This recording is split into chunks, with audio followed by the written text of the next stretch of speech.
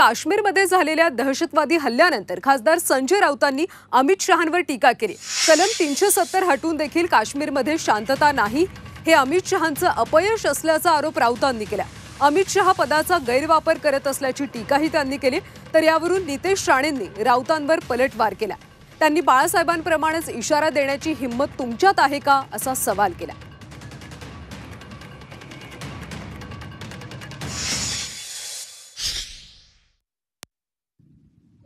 अमित शहा हे गृहमंत्री पदाचा वापर या देशामध्ये कायदा सुव्यवस्था शांतता नांदावी यासाठी करत नाही, तर आपल्या राजकीय विरोधकांचा काटा काढावा यासाठी करतात। ते सिद्ध झालंय की आपल्या विरोधकांना खतम करतात पण अतिरेक्यांना खतम करू शकत नाही। ते भ्रष्टाचाराने आपल्या पक्षात घेतात, आपल्या घरात घेतात अनेक, पण काश्मीरी पंडितांना त्यांच्या घरी पाठवू शकले नाही।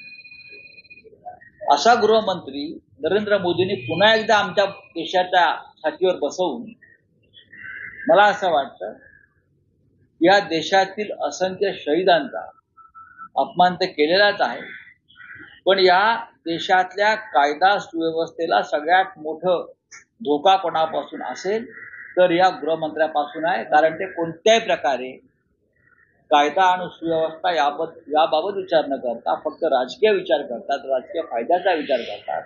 आणि म्हणून सातत्यानं अमित शहा गृहमंत्री झाल्यापासून आता नाही आधी सुद्धा जम्मू काश्मीर मणिपूर सारखे भाग अशांत राहिले।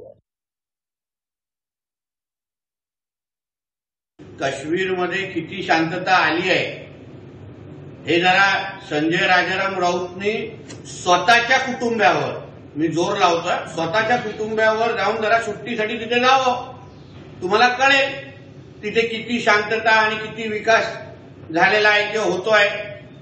हे जे काही 2-4 टकली अतिरेकींच्या नावाने जी उरली आहेत ना, त्यांना पण साफ करण्याचं काम मोदीजी ह्या तिसऱ्या ह्याच्यामध्ये करणार आहेत, तिसऱ्या टर्म मध्ये करणार। फक्त बघत राहा आणि हिंमत असेल तर हिंदू हृदय सम्राट बाळासाहेब ठाकरेंसारखी भूमिका घेऊन दाखवा। राजकारण बाजूला सोडा।